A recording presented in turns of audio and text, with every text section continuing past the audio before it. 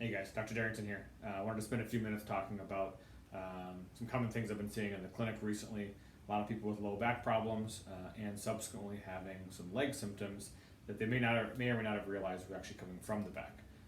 So these kind of back pains usually start at some point when we're younger, 20s, 30s, sometimes even in our teens, and you have pain that starts in the back that usually comes from injuring of the disc. What oftentimes happens is you get lots of back spasms, muscle tightness, and you're diagnosed without any kind of imaging and saying, oh, you just pulled a muscle, rest, relax, it should get better. And fortunately, most of the time it does get better. However, the initial injury to the disc typically doesn't heal on its own, even though it's asymptomatic. Over years, you can have flares, ups and downs of symptoms, and eventually, oftentimes they do come back, tend to increase in frequency, tend to increase in severity, and at some point that increase in symptoms won't go back down to where it was before.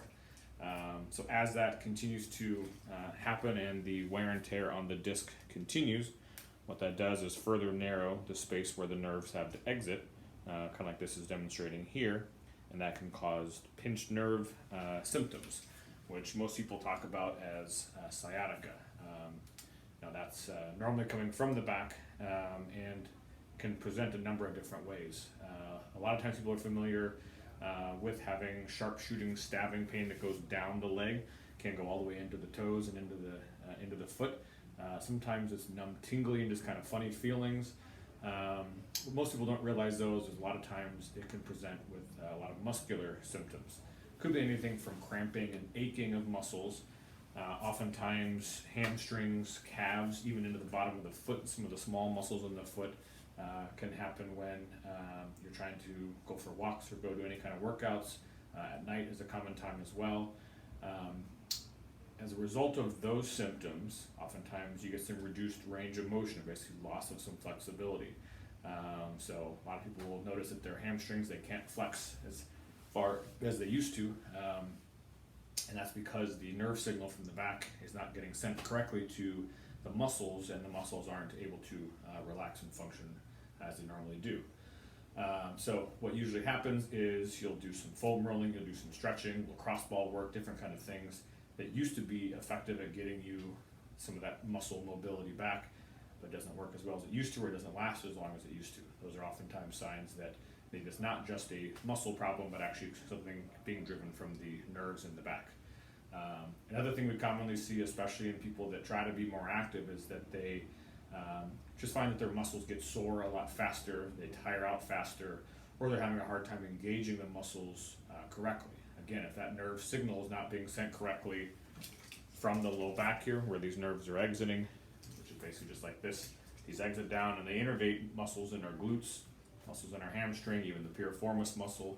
Those muscles will get tight, they'll get some spasm to it, and they don't want to be recruited like they're supposed to be. So lots of things you can do for this, obviously. Oftentimes, as I mentioned, time will allow these symptoms to improve, although the underlying problem is not necessarily resolved.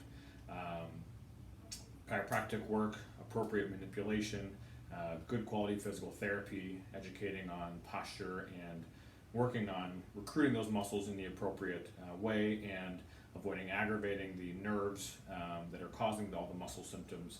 Those are oftentimes quite helpful. When those aren't effective enough, that's oftentimes when I come into play. So we do injections into the back very frequently, oftentimes starting with at a minimum around the nerves here. So that's called an epidural injection. It's a location where we can inject a small amount of medication that actually comes from your platelets. So these are called something called platelet lysate that contains growth factors from our platelets that helps those nerves to function better, helps them to stop sending their bad signals, which, as I mentioned, you can feel lots of different ways. Could be the sharp shooting stabbing, could be numb tingly, could be any of those muscle symptoms, tight, achy, crampy, stiff, get tired too fast, hard time activating them. And oftentimes what we see after treating those nerves is that a lot of those symptoms will improve, if not completely resolve, and it will get you back to a higher level of activity than what you were at before, whether that is completely limited by those symptoms and not able to do anything, or just not able to perform the same level that you want to be at. So I thought it's important to kind of talk about that because, like I said, a lot of patients don't realize how all this stuff is tied in. And maybe a different time we'll get into talking about how these kind of low-level nerve irritation symptoms can actually lead to other problems. I saw a patient just this last week who had a knee issue that probably actually stemmed from an old low back problem that she had that basically went away, but likely biomechanically affected some of the things that she presented with to me. So thanks for listening. Try to get some more of this information, content out there for you guys, and if you're interested in learning about anything else, shoot me a message, let me know. Happy to talk about whatever. And if you've got any of this kind of symptoms or any kind of back issues that you want to get addressed, happy to talk and see what we can do for you. See ya.